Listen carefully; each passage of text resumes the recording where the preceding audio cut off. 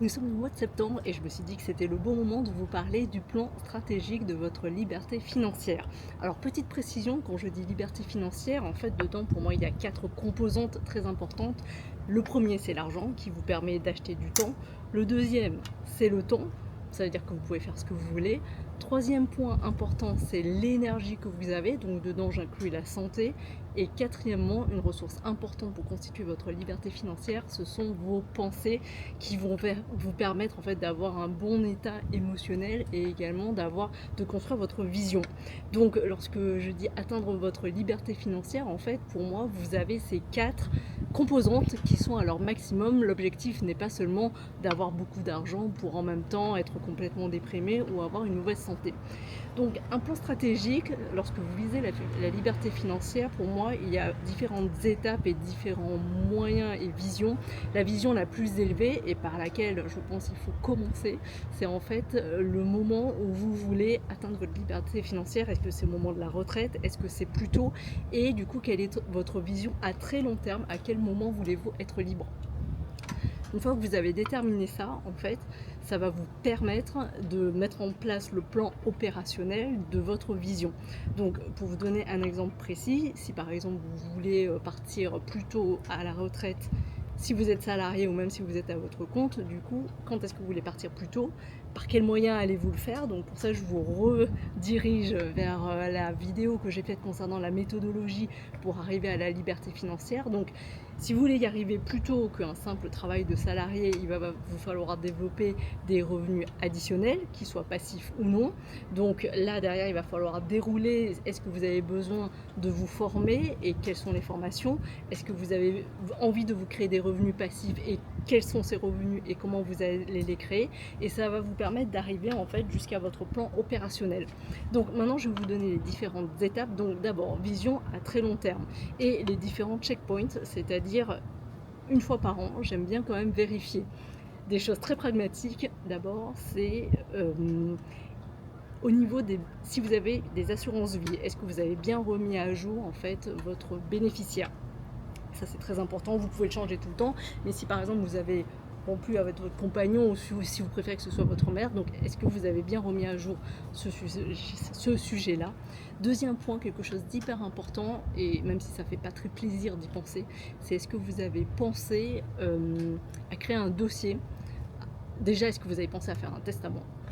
Est-ce que c'est clair? Est-ce que vous avez un testament qui est soit juste juste holographié ou qui est voire même déposé chez le notaire? Donc ça c'est un point. Troisième point, est-ce que vous avez pensé à créer un petit dossier dans lequel il y a dedans l'ensemble des choses en fait que vous voulez qui soient gérées ensuite avec les codes, les identifiants, etc., pour qu'il puisse y avoir une continuité en fait de vos revenus pour qu'ils puissent arriver au bon endroit. Je vous donne un exemple très précis. Par exemple, si vous avez fait une chaîne YouTube, qui est-ce qui va la récupérer ensuite? Est-ce qu'il sait comment la récupérer? Est-ce qu'il a les codes? Donc c'est ce genre d'exemple en fait qui est important. Autre point important à vérifier, quelles sont l'ensemble des assurances et est-ce qu'elles sont toutes à jour? Est-ce qu'au niveau de la prévoyance, vous êtes bien assuré sur vos besoins du moment? Est-ce que sur vos assurances véhicules, vos assurances habitation et sur la mutuelle voire de vos enfants si vous en avez, est-ce que vous êtes vraiment bien assuré sur l'ensemble de tous ces sujets? Est-ce que ça correspond toujours à votre situation?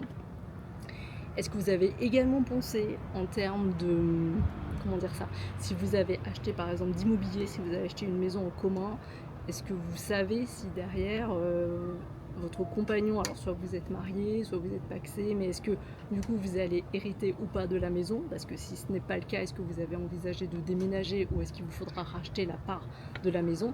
Donc l'ensemble de ces sujets n'est pas du tout amusant, mais c'est vrai que ça vous permet déjà d'avoir une vision à très long terme en fait sur votre retraite, car cela impacte forcément en fait tout l'argent que vous allez gagner durant de nombreuses années. Et ce qui est important, et c'était une des règles qu'on avait vues dans une précédente vidéo sur la psychologie de l'argent, c'est qu'au niveau de la liberté financière, le plus dur, au-delà de gagner de l'argent, c'est de ne pas tout perdre d'un coup. Et ça peut arriver typiquement si vous faites une rupture, si vous divorcez et que votre contrat de mariage n'était pas bien fité sur ce dont vous avez besoin.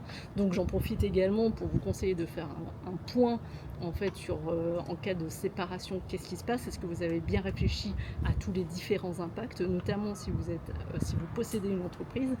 Est-ce que vous savez que si vous êtes en communauté légale et que du coup votre compagnon, si vous vous séparez, récupère la moitié de votre entreprise, les actions et évidemment les revenus et les possessions associées. Donc faites vraiment très attention à ce genre de choses. Donc voilà, là on est sur vraiment de la vision à long terme. Autre point au niveau de la retraite, est-ce que vous avez fait un point sur les trimestres en fait que vous avez déjà auxquels vous avez déjà cotisé? Donc là je vous redirige vers la vidéo que je vous avais déjà faite.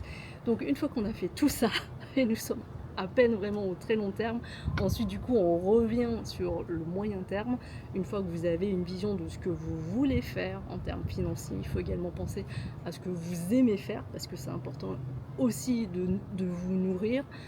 C'est-à-dire que par exemple, quels sont les voyages, quels sont les pays que vous voulez visiter, quels sont je sais pas, les possessions immobilières par exemple que vous voudrez avoir lorsque vous serez à la retraite et même maintenant. Est-ce que vous préférez habiter dans un appartement, dans une maison? Combien d'argent il vous faudra? Donc tout ça en fait vous permet déjà de décliner une vision globale de ce que vous aimez. Et ensuite, nous arrivons sur vraiment le moyen terme. De quoi avez-vous besoin pour obtenir ce que vous voulez? Par exemple, si vous voulez partir plus tôt à la retraite, du coup, qu'est-ce que vous allez créer comme revenu additionnel? Je vous dis n'importe quoi, si vous voulez créer une chaîne YouTube, du coup, est-ce que vous avez besoin d'une formation pour ça? Ou est-ce que vous la commencez comme ça, from scratch?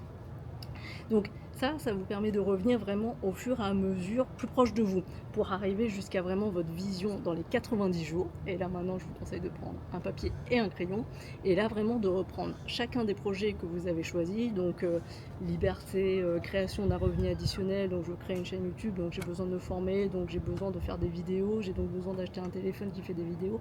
En fait, vraiment de tout revenir en point opérationnel et d'arriver vraiment à ce que vous voulez faire sur les 90 jours avec les plans d'action associés. Je n'en ai pas beaucoup parlé, mais pensez également à tout ce qui est santé, c'est extrêmement important.